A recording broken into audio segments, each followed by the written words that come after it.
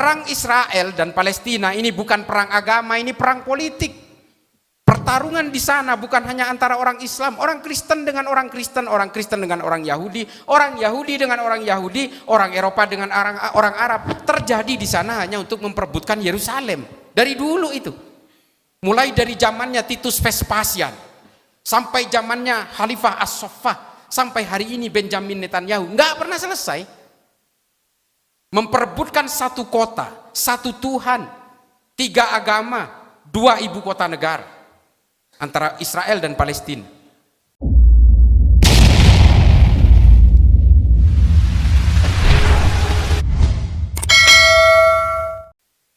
Saya selaku umat Islam, mungkin dengan rekan-rekan Islam yang lain, sepakat Pak bahwa agama Islam itu agama yang cinta damai, agama rahmatan ilahil amin, agama yang menjunjung toleransi Pak.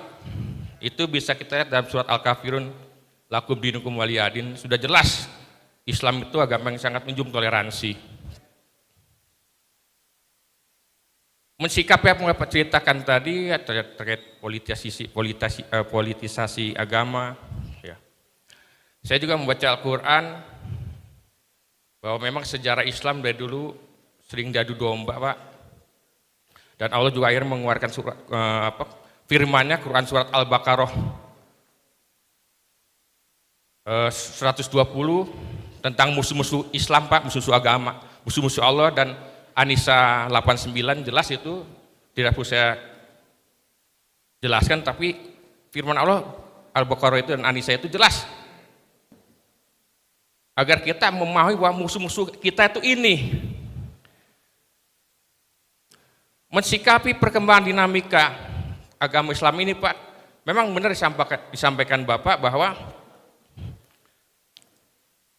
Islam ini kok kayak gampang diadu domba gitu Pak.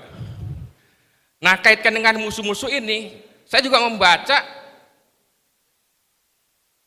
penyesatan-penyesatan agama Islam ini Pak, seperti dibuatnya mazhab-mazhab Syiah, yang di sini Abdullah bin Sabah Pak, ya seorang Yahudi, dia membuat mazhab Harawit tadi yang Bapak sampaikan, ada mazhab Badariyah, mazhab Jahmiyah, membuat bid'ah-bid'ah Pak.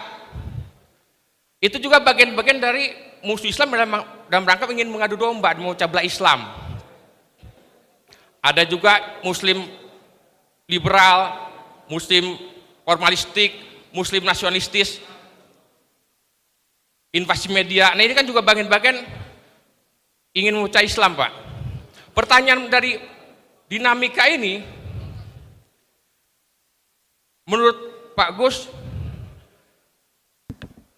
apakah ada kemungkinan konspirasi Pak, memang di era sekarang dengan yang musuh-musuh yang ada yang saya sampaikan tadi, yang memang satu negara ataupun mungkin Bapak sebutkan tadi Amerika, Yahudi, berkonspirasi memang ingin memecah belah Islam itu, terutama di Indonesia juga Pak, dengan membuat teroris. Terus pertanyaan keduanya, sudah sejauh mana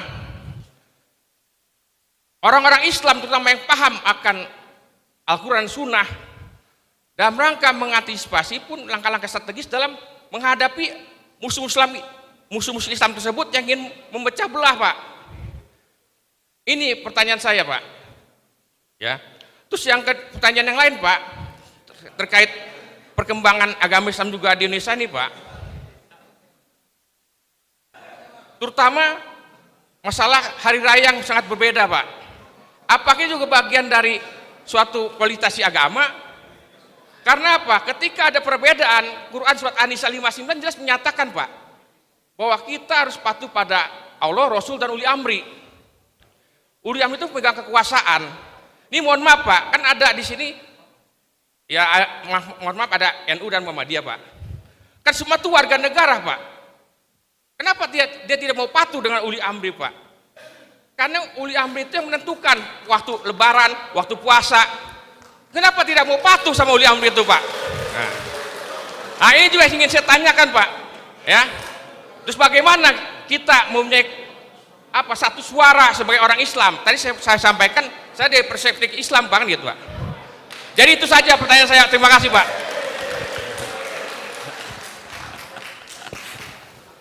Langsung. Terima kasih Pak. Ini karena saya pakai suara tenor, yang nanya pakai tenor juga. Satu hal memang Pak, saya tadi sudah katakan bahwa yang membuat berbagai perpecahan-perpecahan yang kemudian membuat berbagai sekte dengan tafsir-tafsir yang berbeda, itu sebenarnya memang diawali oleh perpecahan-perpecahan dalam politik. Yang paling awal perpecahan itu adalah antara Sunni dan Syiah. Kita meyakini bahwa itu terjadi pengadu dombaan oleh Muhammad bin Sabah. Tapi apapun Pak, perpecahan sebelum itu sudah terjadi.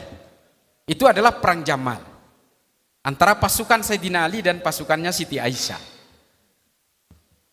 Termasuk juga perang antara Sayyidina Ali dan Muawiyah yang kita kenal dengan perang Siffin.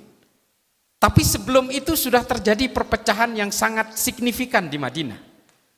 Ketika Muhammad bin Abu Bakar gagal dilantik menjadi gubernur Mesir yang kemudian berujung kepada pembantaian terhadap Sayyidina Utsman ibnu Affan.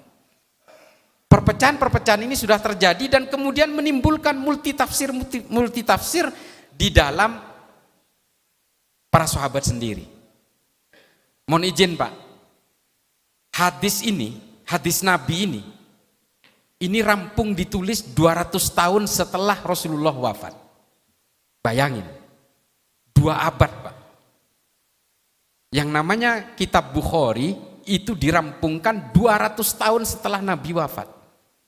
Yang mentashih ya Imam Bukhari. Kita percaya kepada Imam Bukhari bahwa ini sahih, ini dhaif, ini maudhu dan sebagainya. Makanya saya sering katakan kita hari ini beragama ini, terutama Islam dan juga mungkin Kristen, Hindu dan Buddha, bahwa kita ini sekarang beragama berdasarkan katanya. Kita semua ini saya sering mengatakan bahwa kita semua ini bukan pemeluk agama. Kita itu hari ini pemeluk tafsir-tafsir agama. Dan semuanya katanya, kata siapa? Kata mufassir. Coba bayangin, ada satu kejadian hari ini terjadi tabrakan di depan Sespim. Yang luka itu lututnya. Besok ketika didengar di Bandung, itu bisa jadi yang luka kepalanya. 1 hari loh Pak.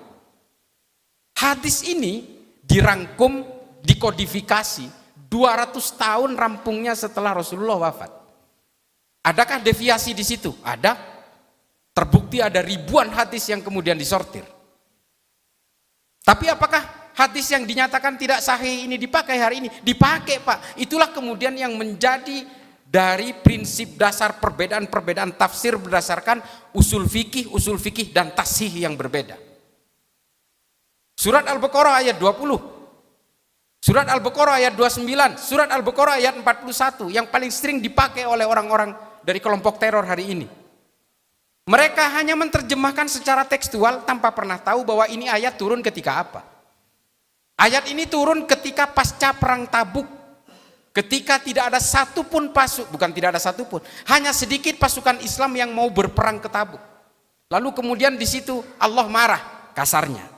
Keluarlah ayat ini yang mengatakan musuh Islam itu adalah musuhnya orang-orang munafik itu. Angkal Yahudu ala Nasoro dan sebagainya. Karena orang-orang ini yang menolak berperang. Lalu turunlah ayat ini. Ayat ini kalau dipakai pada masa damai seperti hari ini, selesai kita. Lalu kemudian mencetak berbagai teroris-teroris yang masih meyakini bahwa ayat ini harus dipakai kapanpun.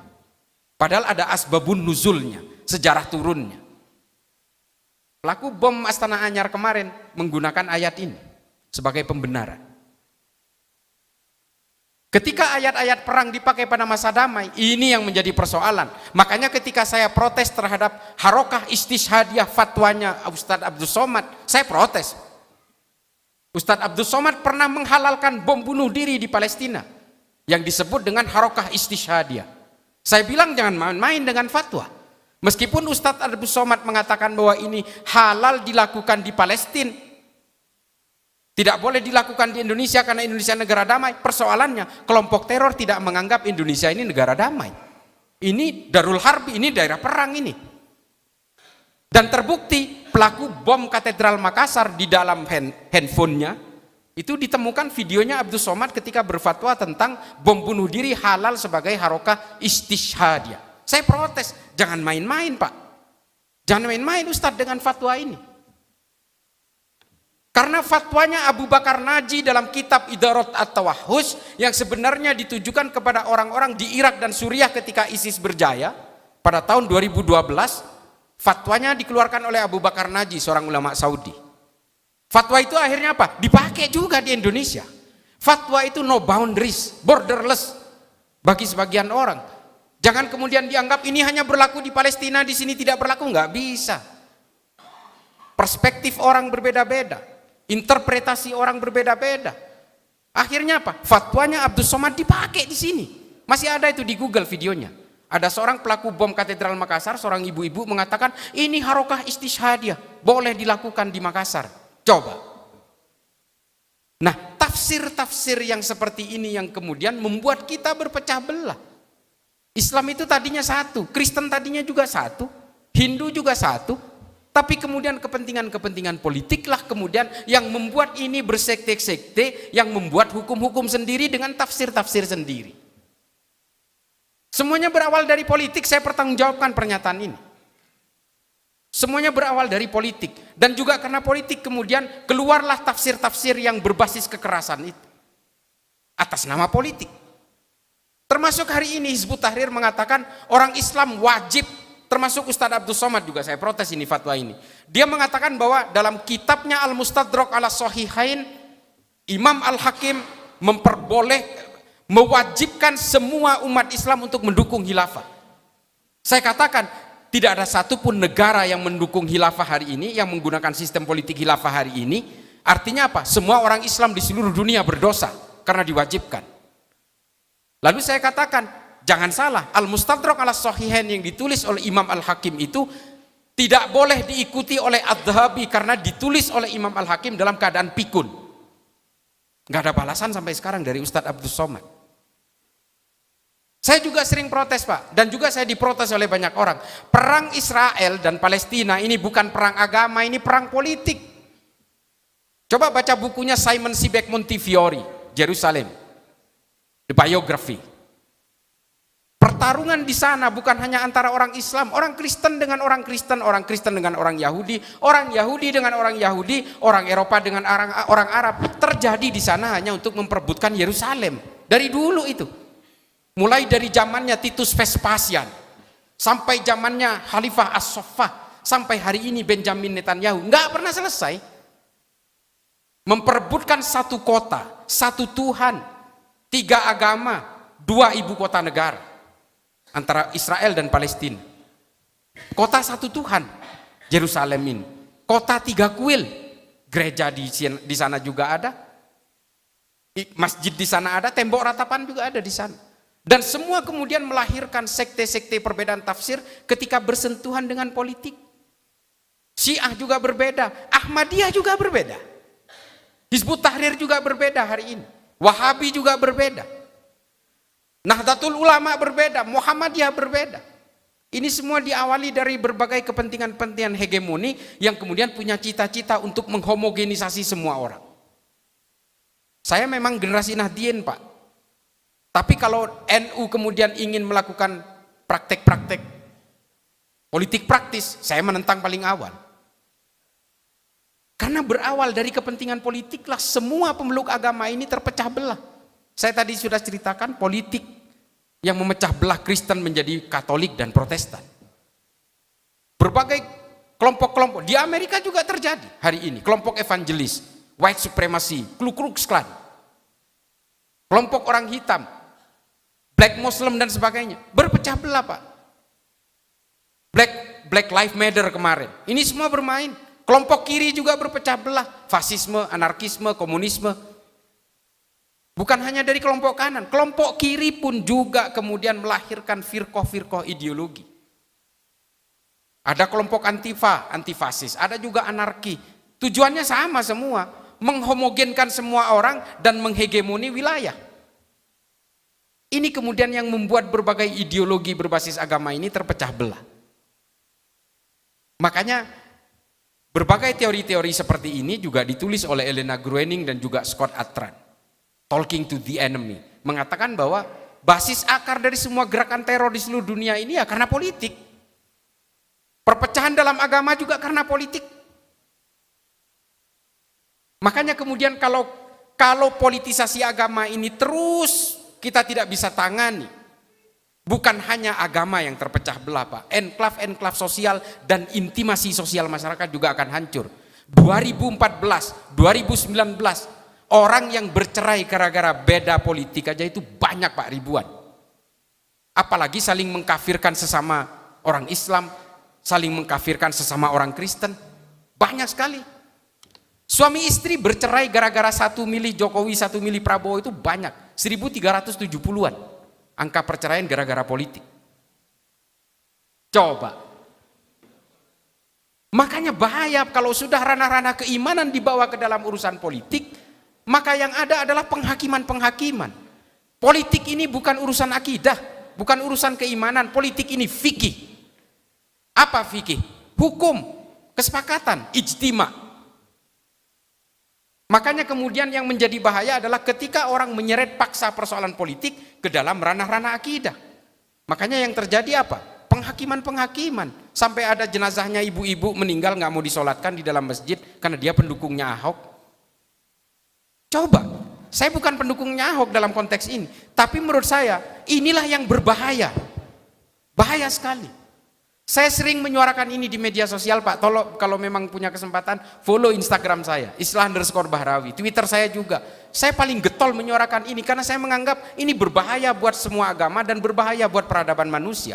Karena dari persoalan politisasi agama lah kemudian lahir tafsir-tafsir yang berbeda, yang kemudian juga melahirkan berbagai penghakiman-penghakiman. Orang kemudian lalai dalam kemanusiaan. Saya kira begitu ya, Pak.